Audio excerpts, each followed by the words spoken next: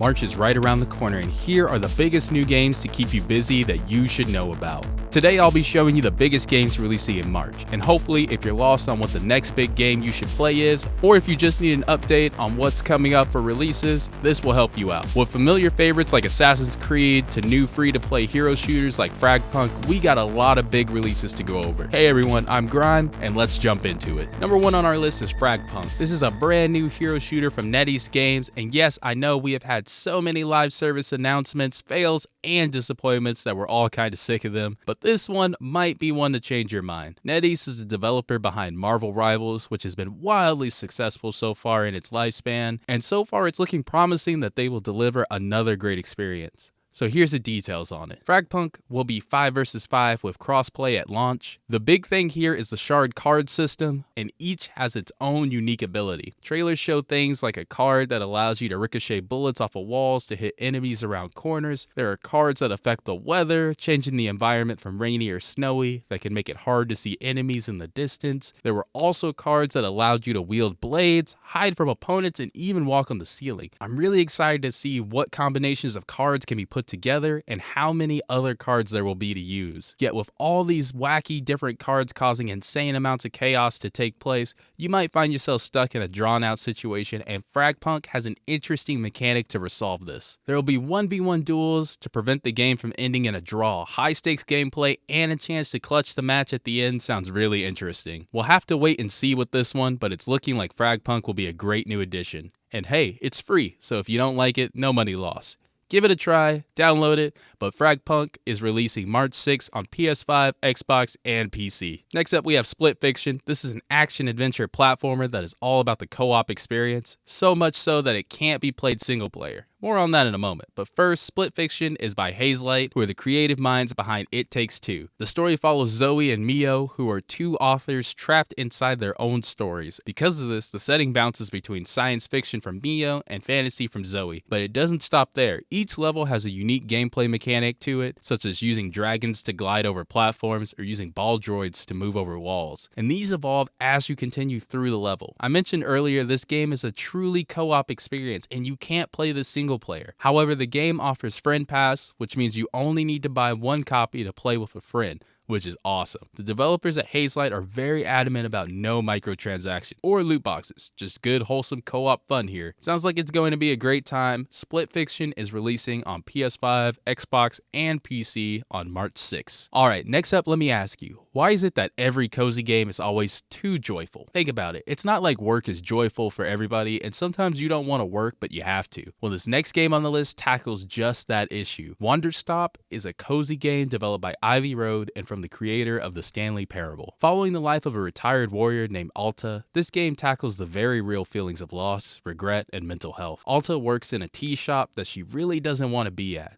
A feeling I'm sure most of us have felt at some point while working. This more mature tone and less overly happy premise sounds like it could be a refreshing change of pace that will make the player feel more connected to the story. As said earlier, you're managing a tea shop, meaning you'll need to brew tea, meet travelers that you serve that tea to, manage your day when you're not serving tea, and maybe ultimately accept this new life of yours. Who knows? And I know cozy games aren't for everyone, and I'm not usually one to play a lot of them, but every now and then it's just kind of great to not play a high stakes game where everything is firing at all cylinders and you're saving the world. So maybe give this one a try. Wanderstop is releasing on March 11th for PC and PS5. Okay, next is a franchise almost everyone on the planet is familiar with, and that is Assassin's Creed. So Assassin's Creed is finally visiting Japan. It has been long awaited for an Assassin's Creed in this part of the world, and the developers at Ubisoft are planning some big changes here. We have, for the first time ever, a dual protagonist story where you can play as Yasuke, the more direct, straight-up brawler type, or you can play as the stealthy character Naoe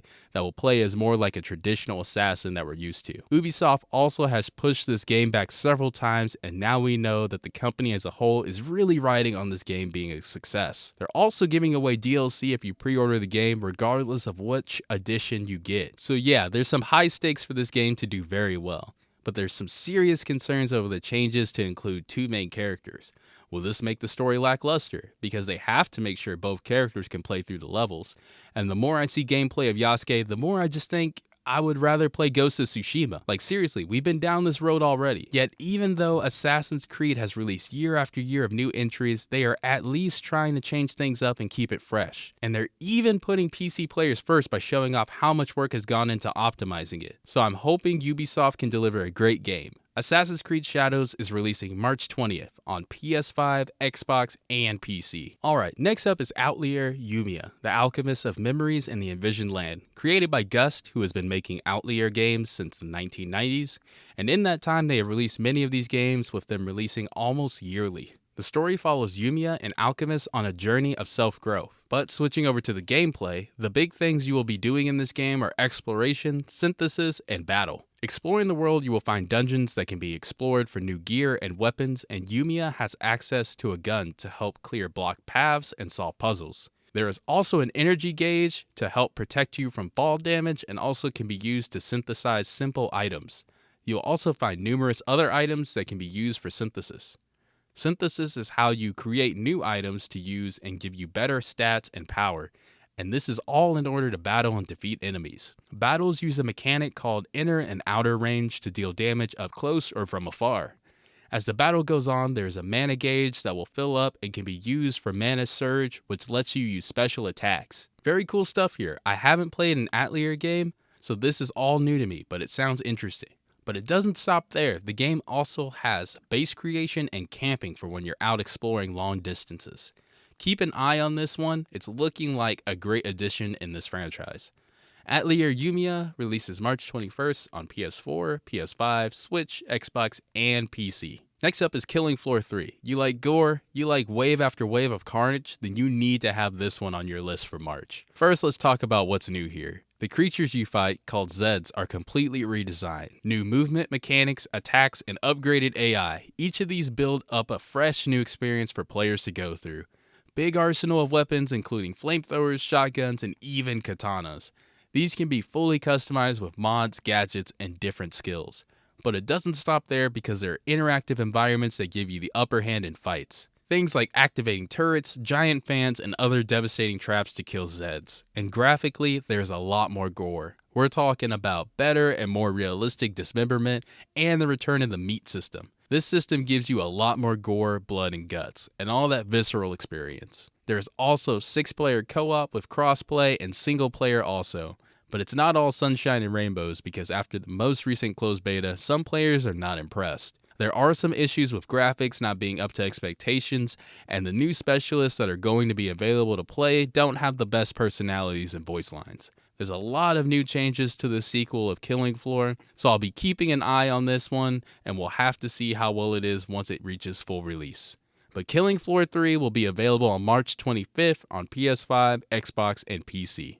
Alright, next let's talk about Atomfall, because this one was in no way on my radar. A twist on history in England during the 1960s, created by Rebellion, the creative minds behind Sniper Elite. This is a first-person survival action inspired by true events in England during the Windscale nuclear disaster. You're thrown into a quarantine zone where you will need to scavenge, craft, barter, and fight for your survival. The gameplay is driven by these needs of the player. Because this is a quarantine zone, supplies are scarce and you will not have a lot of ammo or weapons to use at all times. When ammo gets scarce, you'll be left relying on hand-to-hand combat.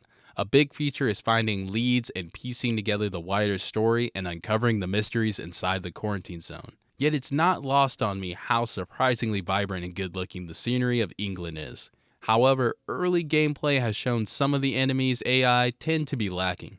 Sometimes enemies just did not move when shot at, and sometimes enemies spawned right in front of the player, which led to some goofy looking gameplay, but hopefully this gets improved before launch. Yet the setting and premise is intriguing, so we'll have to keep an eye out for this one. With so many great releases this month, if this one doesn't entice you, don't worry, we still have some better games on this list. Atomfall is releasing March 27th on PS4, PS5, Xbox, and PC. And next up we have the First Berserker Khazan. A completely different one compared to our last entry. This is an action RPG developed by Neopol. This is set in the Dungeon and Fighter universe that Neopol has several games based on.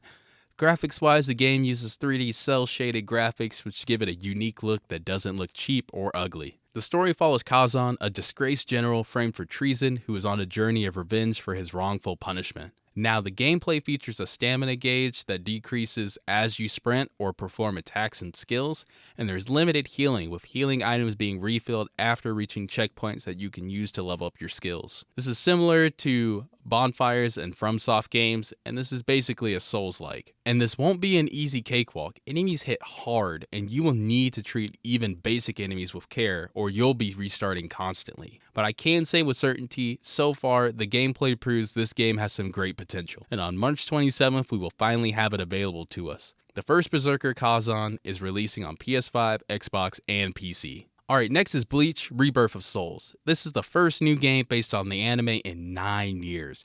And with so much success lately from Sparking Zero, it's great that Bleach fans are finally getting some love too. Bleach Rebirth of Souls is developed by Bandai Namco, the same developers behind Sparking Zero. Gameplay wise, each character will have unique abilities, power-ups, and blades to use. There will also feature a story mode that follows the anime from the beginning. Combat is one-on-one, with players being able to fight on the ground or in midair by generating reshi while on their feet. But it doesn't end there, because if you're on the brink of losing, there are opportunities to unlock new forms and new blades to help make a comeback. But Bleach Rebirth of Souls is releasing on PS4, PS5, Xbox, and PC on March 21st. Alright, next up is AI Limit. This is a new Souls-like where you play as Orisa, a blader with immortality. And using what the game calls branches, they respawn after death. Gameplay wise, there are some familiar Souls-like mechanics here, such as branches used to top off HP and sync rate, more on that in a bit, and after stopping at one to rest, enemies will respawn. Combat revolves around the sync rate mechanic. You can fill the gauge by attacking enemies, and as it rises, you will deal more damage to enemies. You can then spend sync rate to perform weapon skills and spells. Because of this system, you'll have to balance keeping your sync rate high to spend on abilities, but not let it get too low or you'll do less damage to enemies. If the sync rate reaches 0%, it causes you to enter a weakened state that causes you to do a lot less damage. So far, it seems like there are going to be a decent amount of complexity here.